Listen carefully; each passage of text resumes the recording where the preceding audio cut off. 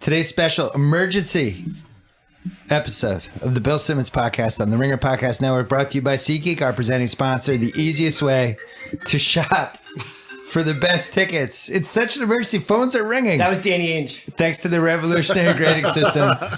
Buy and sell tickets in 2 taps on your phone. Everything fully guaranteed. Football fans, for $20 off your first SeatGeek purchase on NFL tickets, use promo code BSNFL. Download the SeatGeek app today or go right to SeatGeek.com. We're also brought to you by Miller Lite, the presenting sponsor of our newly relaunched website, TheRinger.com, the official beer of The Ringer.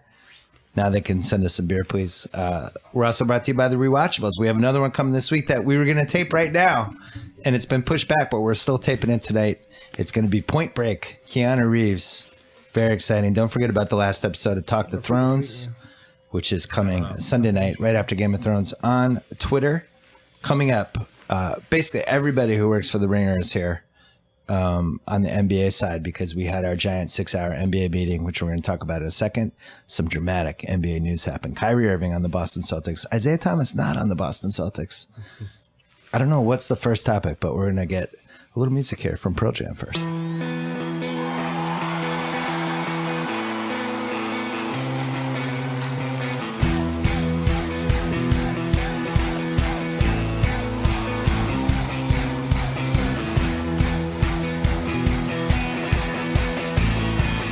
All right, in my office right now, in no particular order, Kevin O'Connor from The Ringer, Jonathan Sharks from The Ringer.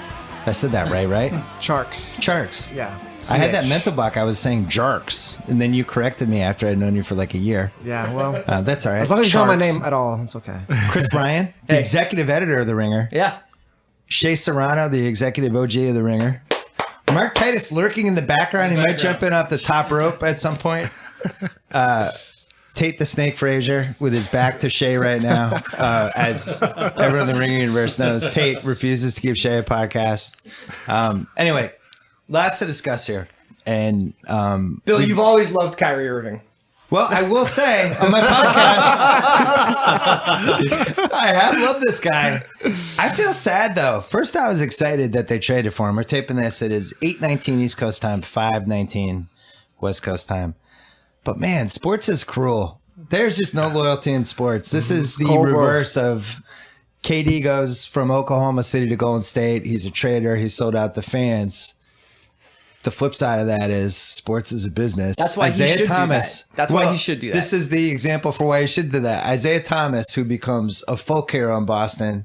Every kid under age 15 has his jersey.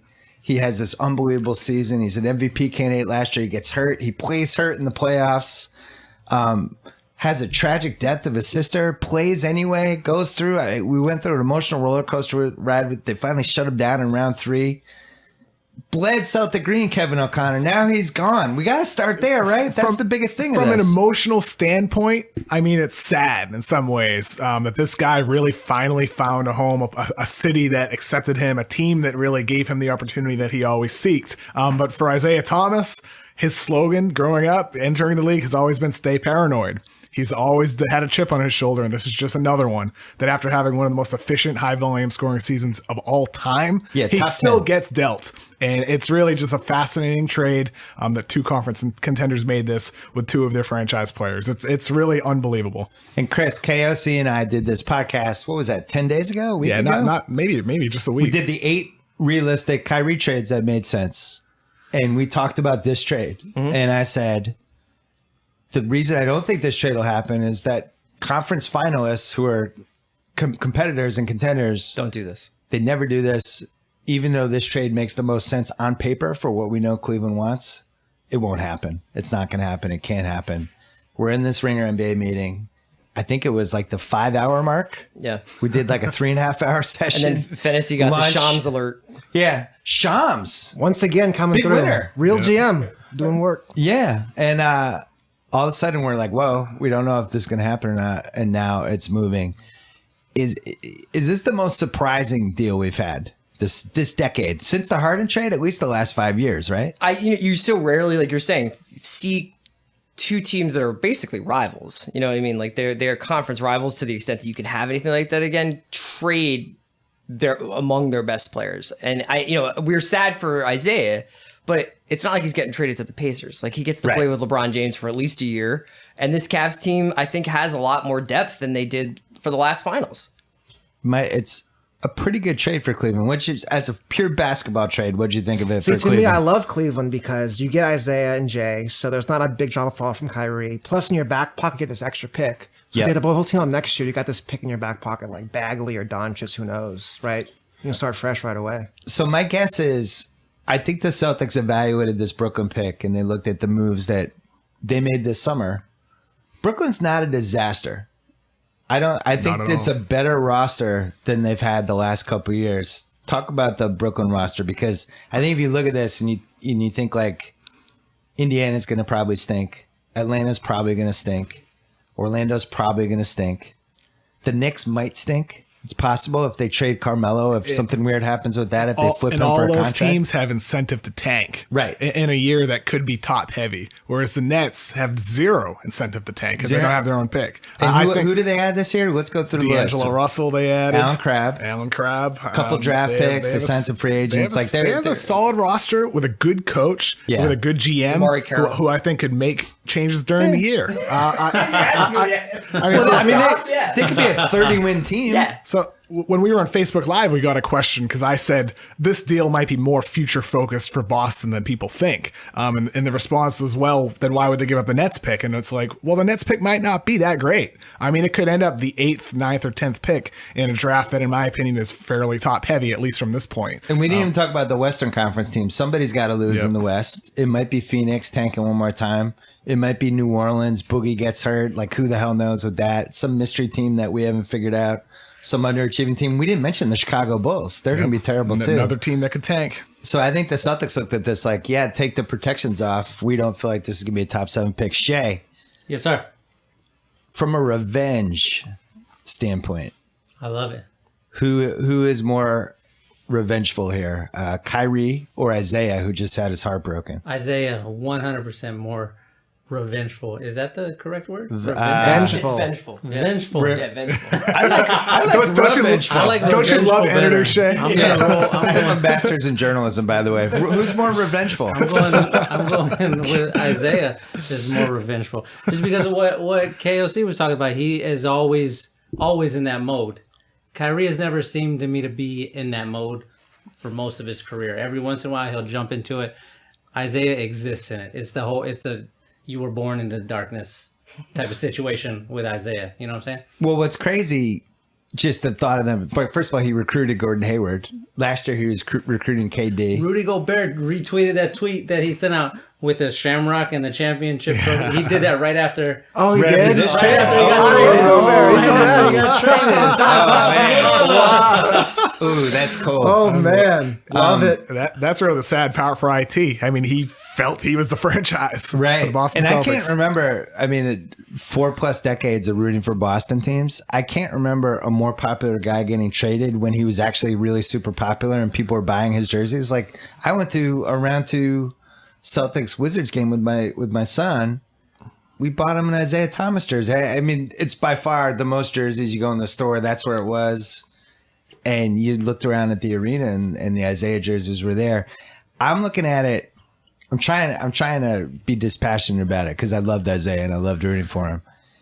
He was a borderline all-star until December last year when he put together 3 of the best months I've ever seen a player have. He just went Steph to Curry. 7 other levels. If you look at the season he had historically, it's one of the top 10 most efficient seasons anyone's had. I think there was durability issues that the Celtics were worried about. He takes a lot of hits. He's small. He got hurt in March, never really got back. He had the hip thing. They're claiming the hip's going to be all right.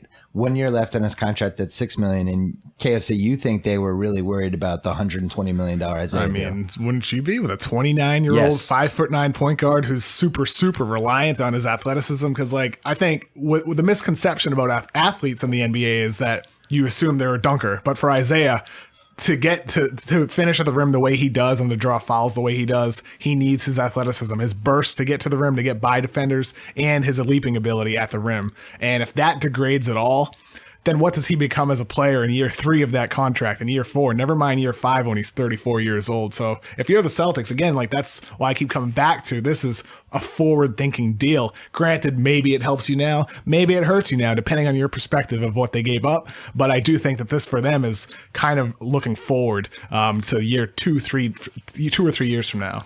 See, I was going to say to me that with Isaiah, like, so let's say Cleveland gets him. They lose LeBron, they reset.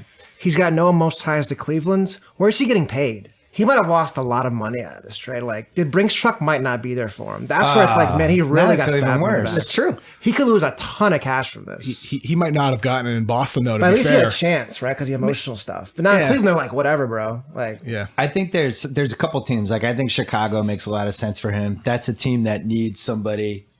It's funny talking. This trade just happened. We're talking about it. Where could Isaiah go a year from now? I mean, I think ultimately the most likely option would be LeBron if he ends up staying in Cleveland. Then Isaiah stays in the whole thing. But if he leaves, Chicago's right down the street. Need a face of the franchise. They'd have money to spend. There's a couple other teams. I think he'll get paid, but I think losing the Boston, the emotional connection leverage that he had. That hurts. Is that what this is about for Cleveland? Is it about reshuffling the deck in a way that maybe is more appealing to LeBron James? Because their whole issue before is they were so short-term focused. But now if you're LeBron, you're looking at a roster with a high-end point guard in Isaiah. Granted, he has some of the concerns. He's still an incredible player for what we saw last season. But now you also have a Nets pick coming in, so a young player on a rookie contract that could potentially contribute as a rookie. Jay Crowder locked up for cheap. Maybe if you're LeBron, you're like, you know what? I'll sign a 2-year deal and play another 2 years. Or a in 1-year Cleveland. deal. Or just a 1-year deal. Like you would do this if you would get one more year of LeBron James.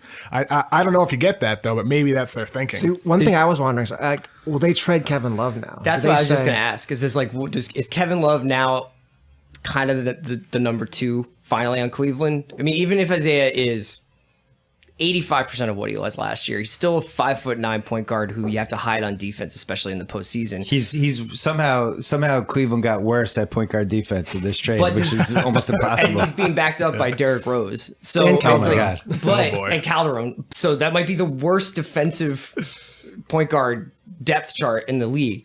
But does Kevin Love, is he now a trade piece, or is he going to be? They're going to say, look, it's been tough. It's hard to share. It's hard to make a big 3 work. But you're now the guy. You're Well, going that's to. why I was going to ask you, isn't this the best possible put your feet in both pools of water trade Cleveland could have made? Like, they still remained a contender. Isaiah can replace a lot of Kyrie's offense. Jay Crowder is another body that they can throw. They can play small ball with them, stuff like that. And they have the pick that they could potentially trade if they get some sort of sign from LeBron that he's staying. Yeah, and if they don't think he's staying, now you have the pick. You don't necessarily have to pay Isaiah. You can rebuild and reboot around salary cap space, I guess. And there have been pick. reports today about Wade coming on a buyout. You know, I suppose there's still now you have to talk about if there's a Melo trade that they could make. But here's the thing that kind of bothers me about Cleveland. Like, it's the reason the hair on the back of my neck stands up about all of this is that Kyrie wanted out, and LeBron has spent the entire summer not refuting deafening rumors that he's going to go to LA. So it Isn't doesn't sound that- like anybody wants there's to be been in no Cleveland. refutation. And I can't imagine that Kevin Love is enamored with his situation either, given the fact that his name has been in trade rumors for most of the time that he's been there. So that pick that they got from Boston becomes incredibly important then, because they basically might not have the credibility with all these guys to keep any of them. Or they could flip that pick in February. Yep. Who the hell knows? Shay, do you think LeBron James, does this trade make him more likely to stay in Cleveland or less likely? He's gone. It felt like he's gone for a while. What I don't understand is there a situation where LeBron leaving leads to Isaiah staying in Cleveland And being the guy there? and being the guy Cleveland there. embraced me. How could they not in that situation? He showed up. He's gonna play very, very hard. He's gonna go out in a playoffs, and it's impossible not to fall in love with him in that situation. Cleveland can save a lot of face if LeBron decides to leave, and they just go all in with Isaiah and say Isaiah's gonna win a championship before LeBron does. Do we go through that whole scene again? You know what I'm saying? That's You what it don't feels like either of these teams. Who do you root for? If these two teams are playing and did they play opening night, Who are you rooting for? What storyline compels you, guy who loves NBA but doesn't care about either team? I want for there to just be an earthquake right at the jump ball, and everybody twists their ankle. No, it's easy for me. I mean, I'm a Spurs fan, but it's easy to see this stuff and be interested and find it compelling. I've always been, on the LeBron side of things whenever that train is moving. So I'm going to stick with Cleveland in this instance. It's easier for me to grab hold of him than it is to be on Kyrie's side, especially since Kyrie shaved off the beard and he only has a mustache now, and he looks like a bad way guy. older now. He's like a bad guy in a breakdancing movie. Quick break to talk about DirecTV. I want to point out that for over 20 years, DirecTV has been the exclusive home for NFL Sunday Ticket, the only way to get every live game every Sunday. I actually tried to figure out how long I've had DirecTV, and it was the first season that when D. Miles and Q Richardson and that Clippers team, so I remember watching them at like 1:30 in the morning. So I'm going to say like 2001. I've been a long time subscriber. One of the best things about DirecTV, the NFL Sunday Ticket. Good news, NFL fans. DirecTV has expanded the service. If you live in an apartment or you're an enrolled college student, which doesn't qualify anybody in this room. Titus, you're not still enrolled in college, right? I'm not. Okay, good. You can now get NFL Sunday Ticket without a satellite. To see if you're eligible, go online to NFL Sunday Ticket TV. Stream every NFL Sunday Ticket game this season to follow your favorite team no matter where you live. Use promo code RINGER at checkout to save 15%. Once again, that is NFL Sunday Ticket.tv, promo code RINGER. That's a pretty good deal. I've said this on the podcast. I'm going to say it again because I am getting feedback from Boston people, maybe my dad, who is like, we gave up too much. There are people who don't believe in the ceiling of Kyrie Irving. I think I've said this on the pod multiple times. I think like you go into the finals and it becomes 2-on-2 against Curry and Durant. And if Kyrie's one of my two guys, I'm feeling great. Yeah, if Isaiah was one of my two guys, I felt really good. With Kyrie, I'm feeling great. I've watched him do it. I've watched him have huge games on the road. Charks. Kyrie versus Isaiah just ceiling. Let's say Isaiah Thomas is an 8-story building. What is the ceiling for a Kyrie building? I mean, Kyrie's ceiling is probably like 13, 14 floors, but like floor 9 through 11 is empty right now. Right? And we just said like, okay, 2-on-2 in the finals. You got to get to the finals first, right? Yeah. Like that's the thing. Like Kyrie, when he gets there, is awesome, but he's got to get there first, and not with LeBron anymore. Why do you think Kyrie wanted to get traded? Do you think it? So here are the theories. One was that the theory I believe over any other theory is that they actually did try to trade him in June. He found out about it. It was a 3 or a 4 teamer with Phoenix and Eric Bledsoe, the number 4 pick. Paul George was involved. I've heard various machinations of it that included in one of them, Cleveland got Paul George, Carmelo, and Eric Bledsoe. But I think Kyrie found out about this and was already unhappy anyway and felt like LeBron didn't tell him about it. And that was it. Is there another reason you think he would have wanted to get traded? I mean, I wrote about this before, and I still think it's really the main reason why he wanted to be the man. And I know people have said, well, then why did he have the Spurs on his list? Because they have Kawhi Leonard. And you could say, well, maybe he might have had Boston on his list too. Why would he want to go there when they have Hayward and Horford? Well, the reason why is because there's no shadow like LeBron James. Yeah. And for Kyrie, no matter where he went, he would have been, if not the guy that finishes games, but at least one of the two guys that they're going to lean on. And so for him, from a legacy standpoint, from a leadership standpoint, off the court and on the court, he can be more now with the Celtics, or had he been traded to any of the other teams on his list. Whereas with Cleveland, talk about ceiling, the ceiling has already been reached with what he could be playing alongside LeBron James. And people will say, well, then why wouldn't he want to stay for after LeBron leaves? Well, there were rumors before LeBron got there that he wasn't exactly happy in Cleveland. So for him, maybe it was about basketball legacy standpoint, but also just the fact that maybe he just didn't like playing in Cleveland. And when you talk about the man, I think that part has been kind of screwed up a little bit just in the public discourse. The man, people are taking that to mean like he wants his own team, like Stephon Marbury. Yeah. When Stephon Marbury is like, I want my own team. It's not about that. To me, I think it's about he wants to have the ball all the time, and he wants to be the point guard and the decider and the guy, the straw that stirs the drink, so to speak. I don't think it's about being the man. I think it's about I want to be the leader of the team that doesn't stand on the side half the time while LeBron decides where everyone goes and what's to do. I want to be the guy who tells Gordon Hayward, go over there. And I want to tell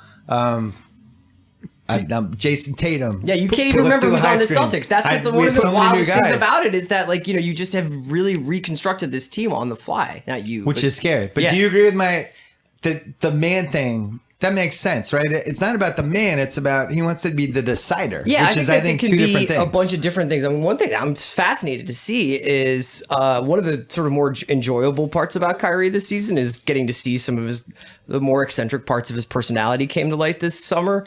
Yeah. Or this past year. How would that fly in Boston? That was exactly what I was going to ask. Well, I'll tell you, Isaiah had 100% approval rating in Boston. Is that fair? If not 100, it was. Did anybody have a negative? It was above 90%. You might have had some, blowhards on the radio that hated him, but that's about it. Yeah, Kyrie's definitely a little more interesting. He's the type of guy that the Boston. We know how the Boston media works.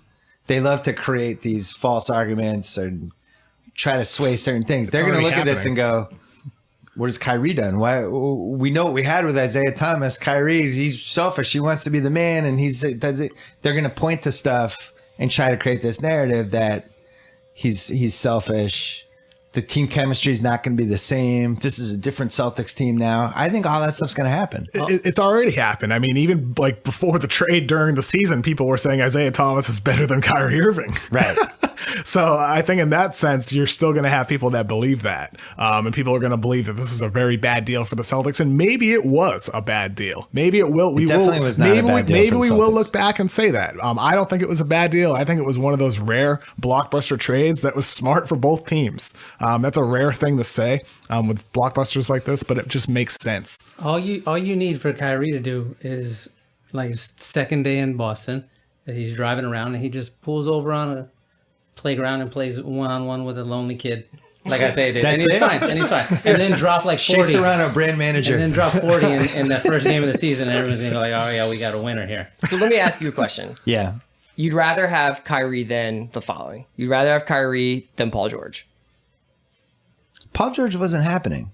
Okay. They couldn't lock it down. They didn't want to trade him in the Eastern Conference. I think they would have tried to do this deal anyway.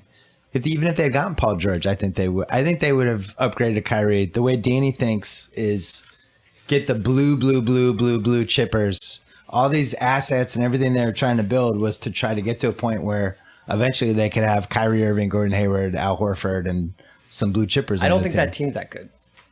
So that's a whole different topic, because now you have a lot of new guys on the same team. You have Kyrie, who's never really shown that he can be, let me make sure Gordon Hayward seems unhappy. I'm going to get him some shots. We don't know if he can be the thoughtful point guard that involves everybody. On the other hand, you got Brad Stevens, the president. How do you see the team? I was just wondering, why wouldn't Hayward be that guy? Why is he taking it back to Kyrie? Right? Maybe Hayward just got a won't. max contract, right? Why does he want to do that and come there? Couple of years ago, Gordon Hayward took on a little bit more playmaking responsibility with Utah, and so until they kind of redistributed that role. So maybe with the Celtics, Hayward will kind of transition into more of a playmaking role, because one of the points I made Facebook Live when we talked about Kyrie is that what made Isaiah so efficient was how good he was off ball. Yep. And Celtics used him off screens, coming out of timeouts. He relocated off ball to get himself open when like Marcus Smart or Terry Rozier was handling the ball, and Kyrie's going to have to learn how to do that. And so if Hayward does become more of a ball handler, that's what what Irving is going to have to do. So in that sense, like I am curious to see how they do distribute that playmaking, ball handling role for that team. Do you think there was any fear at all with the Celtics that against the really good defensive teams that just would, when the Isaiah thing, they would just send the guy flying out 30 feet from the basket to try to blow up the high screen on him? And it did seem like the better, smarter defensive teams at least had a strategy: knock him down, bang him, hit him every time he drove to the basket. I really do think they were concerned about his durability in 4 straight playoff rounds.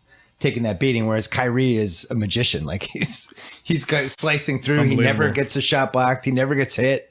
He never falls down. I do think that was part of it. And like with Isaiah, I mean, the thing is like he's coming off a major hip injury that has ended the career for some players. And yeah. So by the way, how do we know this trade's even going to get approved? I mean, maybe they wait. Kyrie is a paragon of health. Maybe, no, I'm saying what about the physical for Isaiah? Maybe you waive the medical.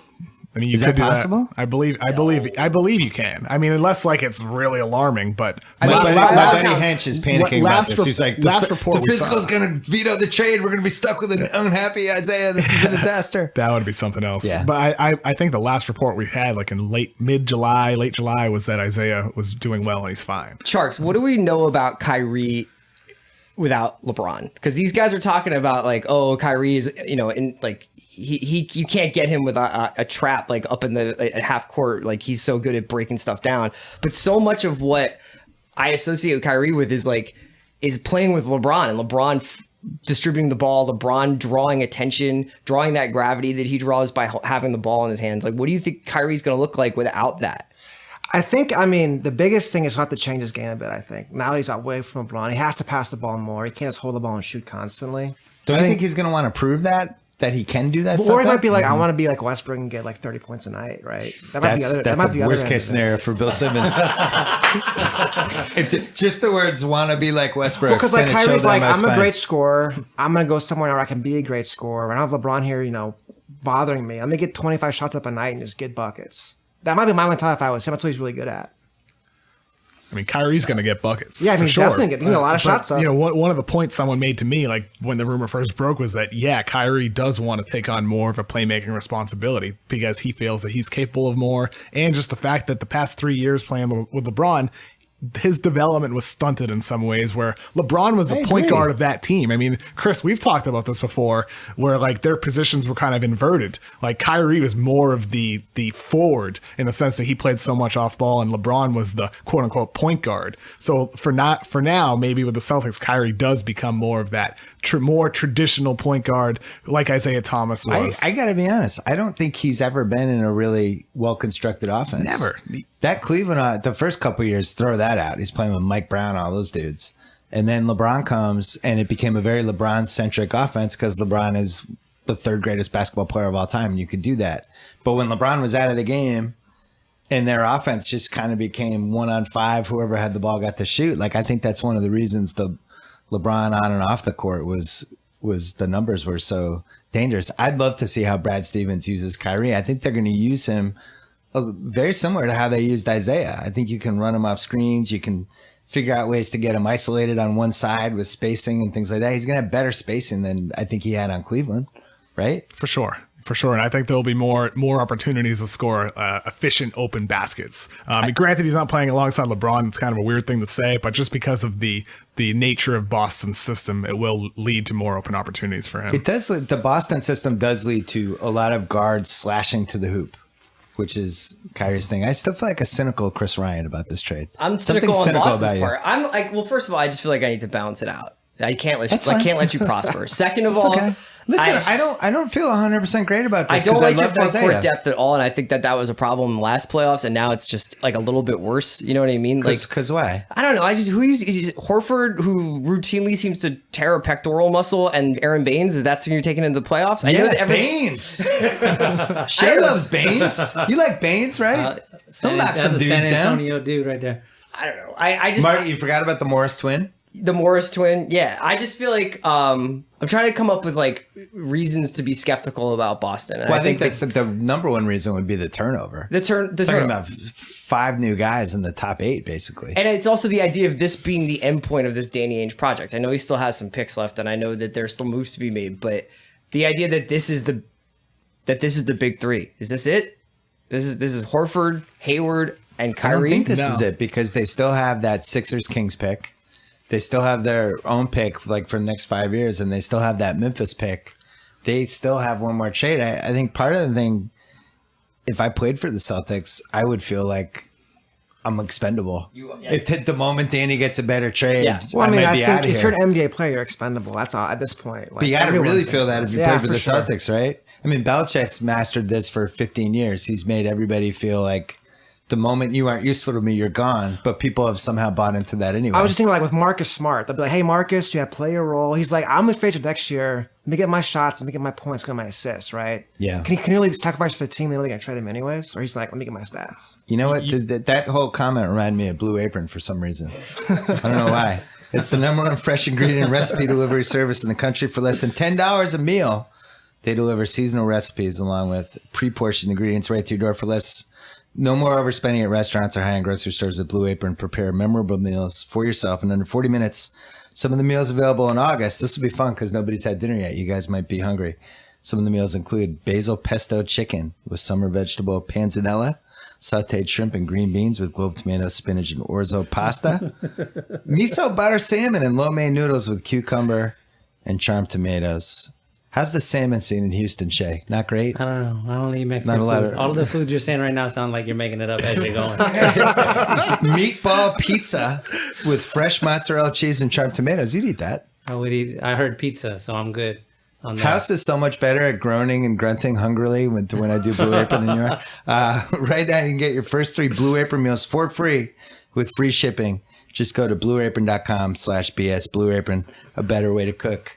Do you think one of the reasons the Celtics made this trade is because they thought for this year only, LeBron's last year in Cleveland, we think maybe it makes this team worse? Is that one of the It reasons? makes Cleveland worse. Makes Cleveland worse. They went from Kyrie to Isaiah. Jay Crowder's a 7th man for them. The pick, they probably won't have the balls to trade before the deadline, not knowing if LeBron's staying or not. And going into round 3, Kyrie's probably a slightly safer bet than Isaiah. Is that one of the reasons they made the I'm trade? sure. I mean, like, because they have to be Cleveland. the one thing I have bought into in the Church of Danny is this idea of having like stuff exist in multiple timelines. So that this idea that he's doing stuff in the present while also planning for the future. I buy that. I don't Like the creators of Lost. I do agree with you that what'd you say? The creators of it's Lost also he's operate J.J. that way. Abrams. I do think that this is a very aggressive move towards harmony, and Brad's offense does depend on people sharing the ball and on guys buying into a certain system. And like Sharks is saying, man, like it's just like this could really disrupt that. And you bring a guy in as a gunner. Kyrie's a gunner. He's a gunner. Are we 100% sure he's a gunner? Yes. Okay. Yes. Mark Titus is here. Your gut reaction to Celtics going from Isaiah Thomas to Kyrie Irving, just as somebody who likes watching basketball. As someone who likes watching basketball, I enjoy this for the Cavs. I think this is good for the Cavs, but that's also because I'm excited about what this pick might mean. I'm buying into the idea that they're going to get someone good. Because the Cavs, LeBron's leaving. I think like all of Ohio, as an Ohioan, Yeah, you're living in Ohio right we're now. prepared for LeBron to leave, and I think knowing that Kyrie wanted out, it was like, well, there goes the Cavs. They're not existent now. That's like, is anyone ever going to care about the Cavs again? And maybe they will now. Maybe like Isaiah sticks around. Maybe you can get You luck out with the pick. Yeah, you luck out with the pick. The Maybe Cavs like they win have one more something with the lottery? What if Cavs. they Yeah. win the 5th lottery Cavs in get the 15 lottery years? pick. Yeah. But I'm excited. Like I'm a bandwagon Celtics fan now because one because I'm sitting in front of you and Thank you. I work for you. That was and nice. So That's very nice. That's I kind of appreciate that. something I need to say. But also, yeah, you got Hayward now and Stevens. Well, Hayward's your dude. Yeah, Hayward's we my talked guy. about that on Stevens the my pod guy. before. My question By to the you, way, you get credit for that because you called, I Yeah. think it was May. Yeah. You were like, Hayward loves Brad I Stevens. mean, it wasn't These like guys are boys. Yeah. So is this the team for the Celtics? Because I always worry about like Brad Stevens because I love him to death, and everyone says like he's this great coach and all that, and it's always like just give it time, just give it time, just give it time. So as NBA people, is this the time now, or are we still giving him more time? Are we sure and he's more- good? Are we sure he's Stop good? it, Chris Ryan. Like does he like if he say they don't make the East Finals because there's like chemistry issues with all these young guys and Kyrie and they're just trying to figure it out. Stevens is still good, right? Right. So Okay. here's the team. You tell me if you like it. Because I think they're going to start Jaylen Brown at the 2. So you're looking at Kyrie, Jaylen Brown, Gordon Hayward, Marcus Morris, Al Horford. I think Bain starts over Morris. Maybe What? Morris finishes games, but Bain starts. Do you? Do you have inside info on this? I just think Horford wants to be a 4. He doesn't think he's a it makes center. sense. I can see that. So like I you're mean, just start big you're and just go playing small. pretend like, hey, you're a power forward, Al. But then at the end of games, you're putting him at So the 5. Baines becomes this year's Amir Johnson, the token starter for 4 minutes. Yeah, a waste of time starting games with a traditional 5 when really just Horford should be starting at the 5. All right, I'm going to ignore that point. Let's say Marcus Morris. I can't imagine Baines starting for my NBA finalist team. Wow. And then coming off the bench, Tatum, Marcus Smart, Rozier, Baines, Yabusele maybe? Is there's some, who would be the 10th man? Could get lucky with Did you say somebody? Ojale? Ojale? Yeah, maybe. One of those guys, maybe some buyout guy, whatever. It's definitely a better team than last year, I would say. Yeah, it's but could definitely a they team beat that's going to Cleveland's? score more. Like realistically. They couldn't even come close to but beating how much Cleveland closer last are they year. to beating Cleveland now? Realistically. They are now a Kyrie Irving whipping his dick out versus LeBron whipping his dick out, dick measuring match. Well, away from beating. and that's So the I- great I- way to get Appropriate into it. conversation. Yeah, that's But it. LeBron's a lot bigger than He is Kyrie, so taller. realistically.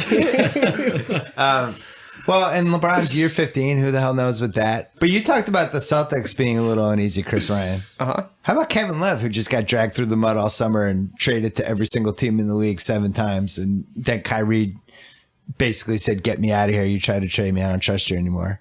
Which This I is the think is what opportunity happened. for the reset. They can either reset that or trade him, but I don't think you can let him dangle anymore because you're just going to actually hurt your team.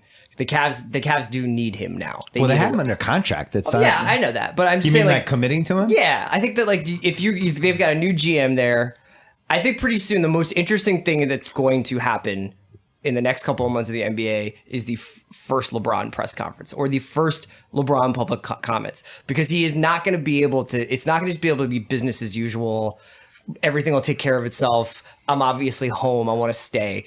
His departure has become the most important storyline in the NBA. Well, his silence has been probably the Definitely. most important storyline of the So summer. the first time he's going to avail himself to the press, and they're going to say, "What do you think of this trade? What did you think of the way Kyrie exited the team?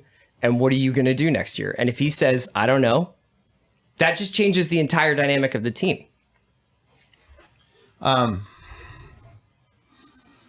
I think Kevin Love, if he said right now, "I want to be next,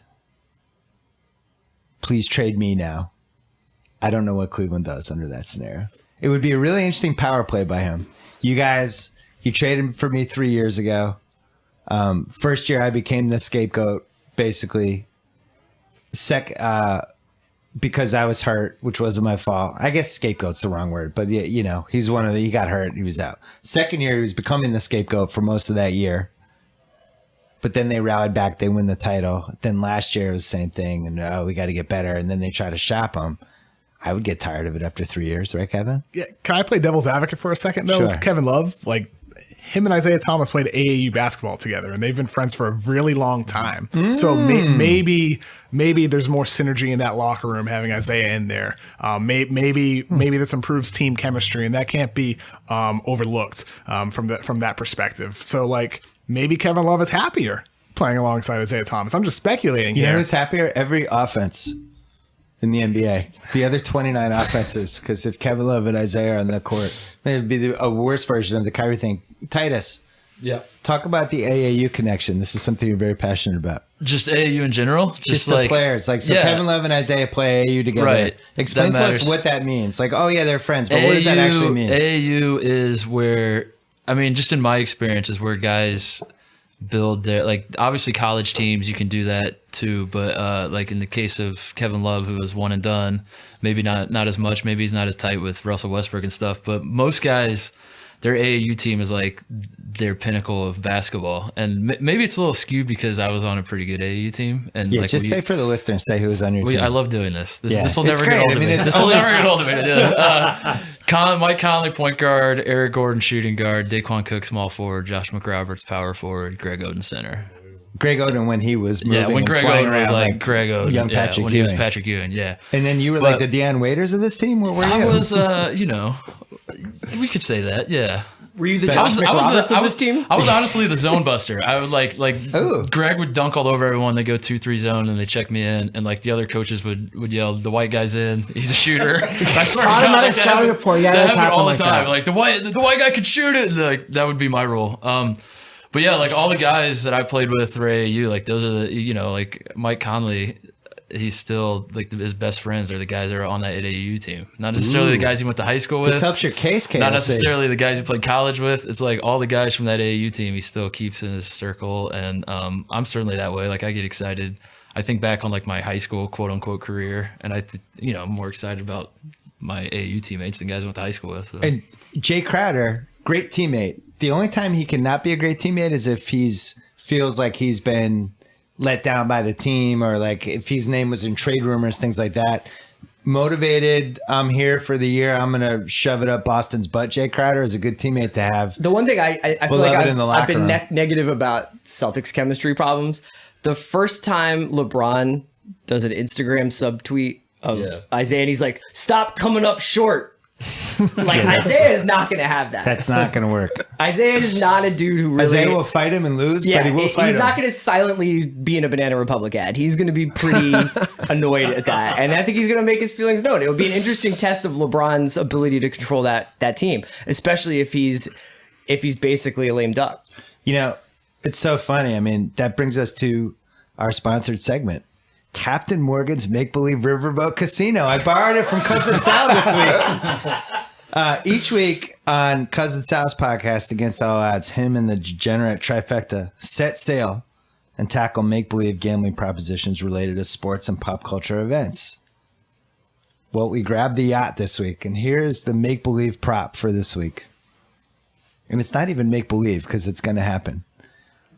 What is LeBron going to do to Kyrie Irving, social media wise, in the passive aggressive LeBron way? What is his move going to be?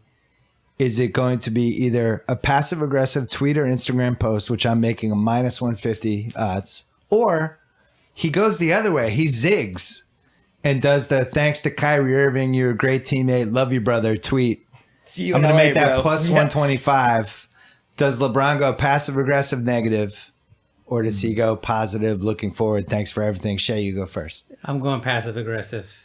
We just have a history of LeBron doing that exact thing. So what? Predict the post for me. He will be sitting in the car, shirtless, listening to a song of some sort. Okay. I'm guessing "C Murder." Down for my guys, and it's just going to be perfect. That's what he's going to do. I guarantee you that's what he will do. Okay, so you're going heavy on minus 150. I just moved the lineup to minus 170 after Shay's compelling craze. Chris Ryan. I'm going passive aggressive or friendly, thankful, great teammate, thanks for everything?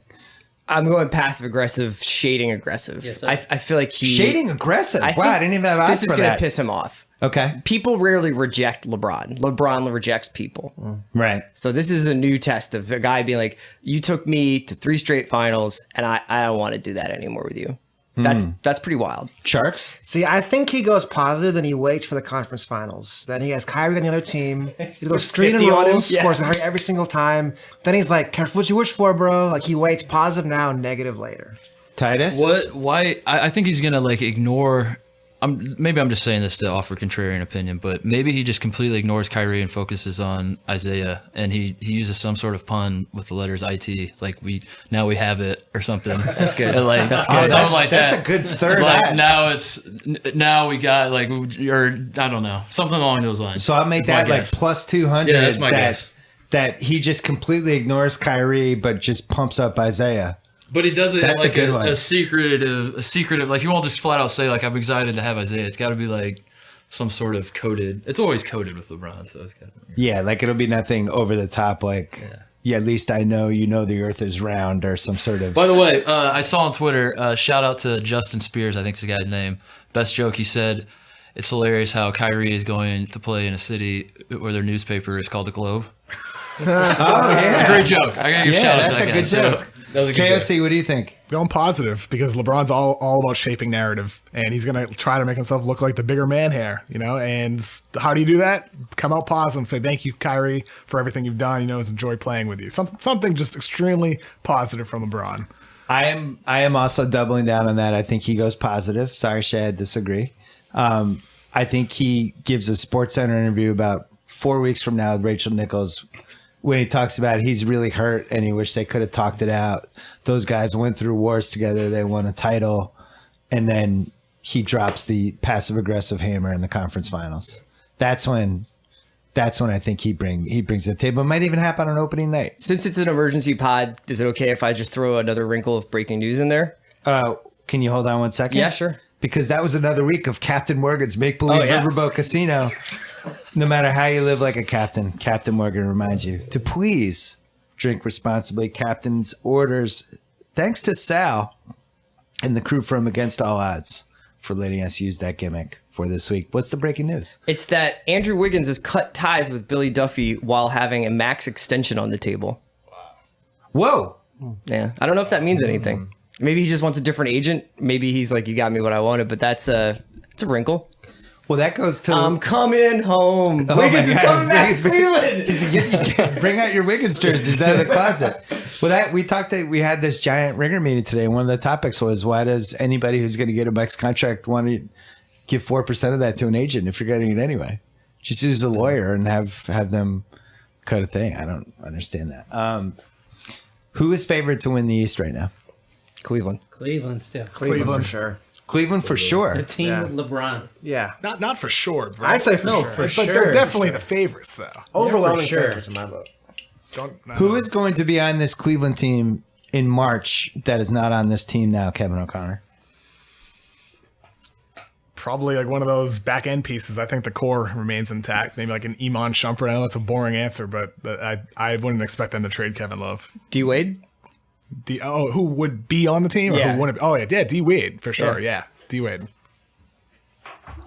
I think D Wade's on this team. That's awesome. Here's my question: why are the Bulls buying him out? Like this, ultimately, sports is a business, right? You owe Dwayne Wade $25 million. Don't you just have a staring contest with him? I think that whenever Until you you can ask break 'em? Gar Forman a question, it turns into a staring contest. So he's having He's like, it anyway. why do the Bulls do anything that they do? I just don't understand. Like, D Wade opted into the second year, and then it's like, you guys got to buy me out. It's like, well, we're paying you to play basketball for us. So how about just play basketball for us and just kind of stare it out? Like, all right, so you put Dwayne Wade on this team, Isaiah Thomas, Dwayne Wade, Jay Crowder, Kevin Love, LeBron James. Crunch time? That's a weird team. You want Tristan out there or Kevin Love out there? All right, so Kevin Love's now on the bench? I don't know. Tristan Thompson, LeBron James, Jay Crowder, Dwayne Wade, Isaiah Thomas. That's a possible finals crunch time team. It's just weird. They're getting blown out. Yeah, by the Warriors. Yeah, the one that's thing that what- this they're has losing made either way. abundantly clear is that congratulations to the Golden State Warriors and Oh all their my God. supporters. Who's better equipped to beat the Warriors, Cleveland or Boston, though? I mean, what's I the mean, difference? Neither. Yeah. Yeah. Like, I mean, Well, yet Golden State had incredible health last year. So I guess it's a pretty sad case, but the case would be, I really hope these guys don't have incredible health again. And if they don't, we're right there. I feel like Cleveland was probably closer last year than maybe people gave them credit for. Like the Warriors it was a revenge year. Shea wrote about that for the Ringer in June. Great revenge season for them coming off They blowing were 3-1. one missed shot away from being 2-2 in the series. Right. If Durant missed that three. Right. 2-2. Right. You had that. You had everyone in the Warriors is super duper healthy. And Cleveland had just won the title. Now they're a little more motivated. I don't know. I know the pick's great, but I just would have not done this if I was Cleveland. so you'd rather have Kyrie than Isaiah and Jay, like right now, if you're Cleveland? So if I knew I could turn that pick into something this season, I would rather have the trade they got. But the problem is what we talked about earlier. if they don't have any sign from LeBron either way, and now they have this pick, and it's just kind of dangling like a Money in the Bank match where it's just over the ring, and they don't know if they can get it or not. I think they're a little worse. If I'm the Warriors, I would rather go against Isaiah Thomas and Jay Crowder than Kyrie. They couldn't guard Kyrie. They couldn't guard him for 3 straight finals. I mean, it's hard to know if they're going to be better or worse. I think if you're Cleveland, what you're hoping is you get the Jay Crowder of 2 years ago. If you get the Jay Crowder from last year for Boston when his defense really wasn't that good, then you're disappointed. But if you get the Jay Crowder who was first acquired by the Celtics, who's a terrific defender for them to close out that season, then you're better equipped to win a final series against the Warriors. I mean, because you have a bunch of versatile forwards who can switch, defend multiple positions, and Crowder really does fit that mold for them.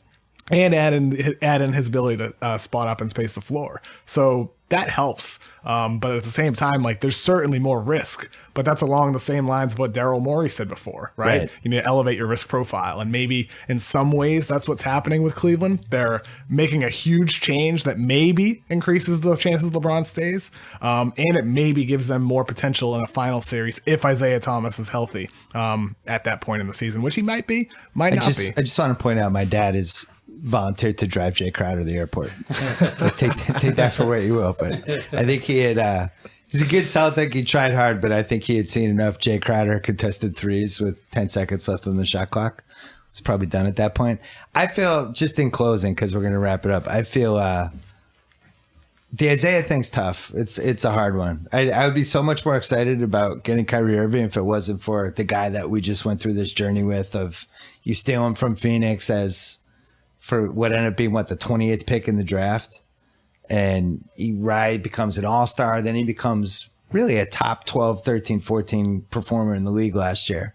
And then it's just like, all right, thanks. We got Kyrie Irving now. See you later. It's harsh, man. Sports is harsh sometimes. I think it's cool, number one, that they were both drafted in the same year, right? 2011. First pick last It was year. more than yeah, 60. that's Yeah. right. Wow. I think that's a cool thing. I also think we've not talked about this yet, but if LeBron decides he's in, he's probably the best guy in the league at just like gassing players up. Like he will get in your ear and really make They traded you. They gave up on you. They'll do all that He stuff. turned Matthew Dellavedova into like a legit finals piece. Yeah, that is He crazy. was really thinking he was going to I stop can't believe Steph that Curry. happened. Yeah, he really did. Trip him, get him. If he is that LeBron in Isaiah's ear and Crowder's ear, like that's a scary team all of a sudden if he's got them all playing 2 levels higher than they should be playing.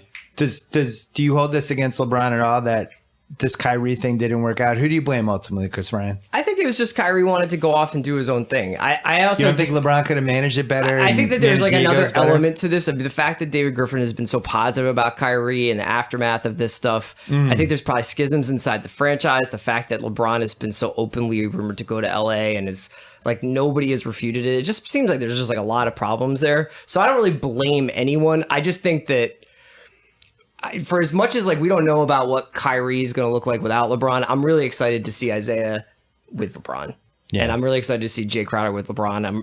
I kind of feel like this gives the season itself a little bit of extra Tabasco now, because I'm like, ooh, now the Eastern Conference is a little bit like we've got this revengeful aspect to it. Well, it's funny we have that. But we also get to see LeBron play with some different players, and it had been kind of let's run it back, the same crowd, have a kind of like midseason meltdown, then everybody gets back together, we run through the East, play the Warriors. I'm glad that there's going to be a little bit of variance this year. I can't believe how many teammates and different nucleuses LeBron has had over the course of a 15-year career. I mean, it almost feels like a TV show where he's Noah Wiley on ER for 15 years and everyone else in the show has changed. He's obviously way better than Noah Wiley, but I can't remember a bigger trade between two contenders. I said when we did the podcast a couple weeks ago, I was saying how Paul Westphal and Dennis Johnson were traded for each other in 1980. It was like, whoa, these two teams are trying to beat each other. They just swapped their guards. This just doesn't happen. Jarks, Chris said this put a little extra Tabasco in the season. Didn't the season have enough Tabasco already? I feel like we have a Tabasco overload. Can we freeze some? I don't know. I still feel like it's Warriors Cavs. I still feel like the exact. I feel like for all the noise that's happened, I still say Warriors are the best team, Cavs are the best in the East, Celtics number 2 in the East. For all the chairs that have moved, feels like the same kind of thing. Titus, you more excited for Kyrie versus LeBron in a Cavs Celtics game, or is Westbrook Durant still the Sharks. GOAT? Like, what does this matter? The Warriors are gonna win it anyway. I mean, it matters because it's I'm excited to watch the Eastern Conference Finals, but if I'm gonna stay on brand because I work for the Ringer, I'm gonna say the Warriors are the White Walkers, and everyone's fighting. And like let the Celtics and the Cavs fight for the throne because the White Walkers are coming to destroy everybody anyway. No, stay on your brand. What WWE storyline did this whole thing remind you of? Oh my God.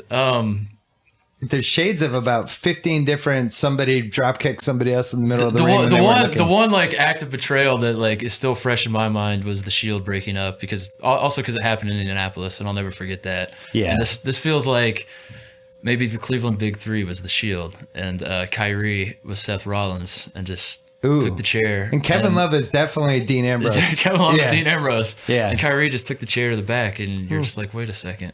So we Why can would you break all this agree up? Kyrie did. Do you think Kyrie did the chair to LeBron's back? I think or LeBron? so. As a great athlete myself, who rose to prominence playing basketball, I don't understand how you get to the point where you're playing with like arguably the greatest player of all time, certainly the greatest player of this generation. You're going to the finals every year. People know you in part because like You get to live in Cleveland. You get to live in Cleveland. He would have been a star anyway, but like obviously his before LeBron showed up, it was just like he was just this guy on the Cavs, and now he's something. He's hitting game-winning shots. He's like a legend in Cleveland.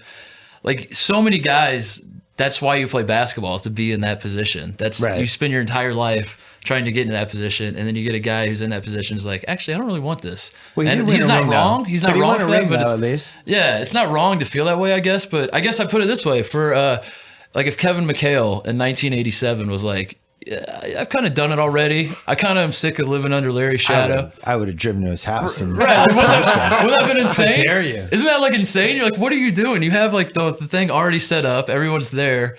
And if he was just like, yeah, I just sort of want to do my own thing, wouldn't you just be like, he's out of his mind? If that's an indictment on LeBron or if it's an indictment on just where we are with sports in 2017. Because like in the mid 80s, everyone would have wanted to just play with Larry Bird and Magic Johnson. If you were on their team, you were staying on their team. And now 30 years later, I don't know if the dynamics of the league has changed. Chris, why is this different than Neymar in Barcelona? Why is it different? Yeah. Well, the Neymar thing that's been so fascinating is that he actively chose, like, you have to understand, like, he's choosing to play on, like, the amateur level of FIFA, not, like, in the game itself, like, in the video game. Like, when you watch Neymar play in France now, like, he just is dominating people. It's like, it would be like if Kyrie was playing against me. But in Spain, he was playing on the best team and one of the best teams in the world against Real Madrid a couple times a year with a higher level of competition. And now it's like pretty much the only games that are going to matter for PSG this year are in the Champions League. That's like the shortest version of it that I can think of. So that would have been like if Kyrie had went to the Knicks. Yeah. And all of a sudden it's just completely less meaningful. I wanted to ask you a question because we got this on the Facebook thing, and I think I keep thinking about it, is that if you see Danny trade Isaiah after the season he's had, like, and we kind of talked about this at the beginning of the podcast, but like, can you really blame another player who's just like, I want to go where I want to go, and I want to go? No, that's how we started this podcast. Yeah, like, that's what I'm I saying. think there's no loyalty in sports anymore. Yeah, and I don't think that there should be, but it changes slightly. Like, I'm just like, if you do this to a guy like Isaiah after what he just did, it's kind of hard for me to like get too worked up about like the next time Boston loses a guy in free agency. It's just like, well, you reap what you sow, you know? Kevin, Danny took so much heat this summer. Didn't land anyone. They don't get Paul George or Jimmy Butler. What are we doing with all these picks? What are we doing with those assets? What the hell, Danny? Traded out of number one. Yeah. What, we moving backwards? What are we doing? We're just keep treading water for the future, make a move. Then he gets Gordon Hayward. Then he gets Kyrie Irving. And now people in Boston who love the media people of start shit will be like, Danny Ainge will trade anybody. The dude's got no loyalty. He can't win is my point, right? He can't win, especially in the Boston market. I think Danny Ainge, I was beating that trade down drum for whoever won the lottery. I wrote about it at the time, and I thought the Celtics had a good case to trade down, and they did. You love Tatum more than most. Yeah. You would rather have Kyrie than Fultz and Isaiah? like Fultz backing Isaiah up or Fultz. Yeah, I'd rather just have Tatum in that Lakers pick than just Fultz. But I would too. You get 2 swings at versus 1. And plus adding that pick might have made the Nets pick a little bit more expendable from the Celtics standpoint. Good point. So I don't think Ainge can win either way. I think either way people would be angry about the deals he makes or the deals that he doesn't make. But I think he had a hell of a summer leading up to now. And now at this point, this is really the most risky decision he's made in recent years. More than any other trade or non-trade. This could go down as this is a pivotal moment for the Boston Celtics. It could go either way for them. All right, Chris has some mailbag questions for us, but first, let's talk about a perfect mattress that's sold directly to consumers. Let's talk about an obsessively engineered mattress at a shockingly fair price. Let's talk about supportive memory foams that create an award-winning sleep surface with just the right sink, just the right bounce. Let's talk about Casper mattresses. Try Casper for 100 nights risk-free in your own home. If you don't love it, they'll pick it up and refund you everything. Casper understands the importance of truly sleeping on a mattress before you commit, especially if you're going to spend your third of your life on it.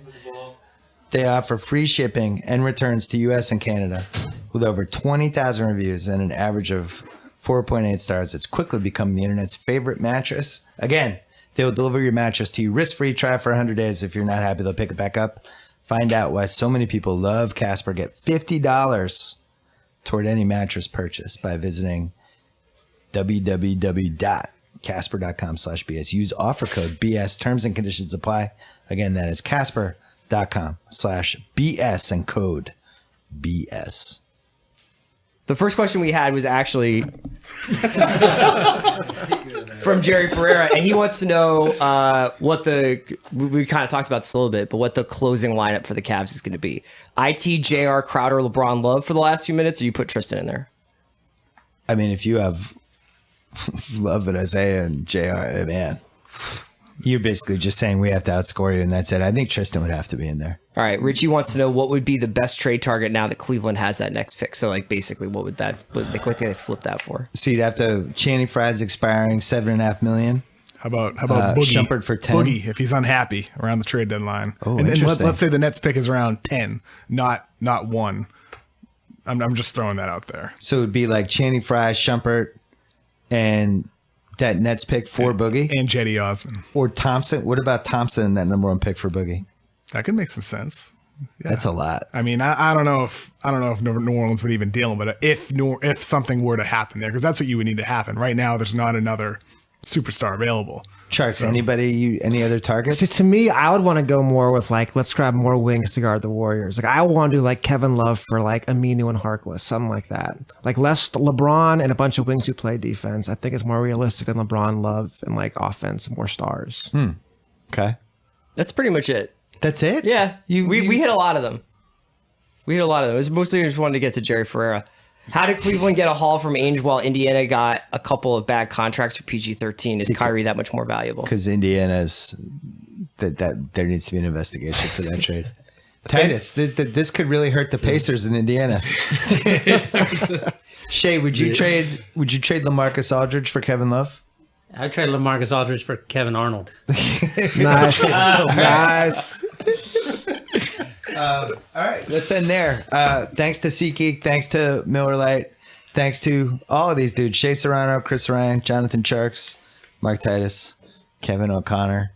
Thanks to Tate Frazier, Shay didn't attack you during the podcast. Most of all, thanks to Isaiah Thomas, because he was an awesome Celtics. Thanks to Jay Crowder too, but especially Isaiah Thomas. Awesome Celtic. Last year I loved it. It's tough, man. Sports is brutal sometimes, but fascinating trade. I do think the Celtics are a little bit better. I think their ceiling's a little bit higher. So anyway, we have a Kevin Durant podcast. We're taping tomorrow. Thanks for everybody who sent mailbag questions. Got a ton of them. And if you want to send some last minute ones, it's the mailbag at theringer.com. So send those. We're taping tomorrow night. And I wonder if this trade will come up. I wonder if it'll come up that there was a massive, massive NBA trade. Until then, thanks for listening. Thanks to everybody.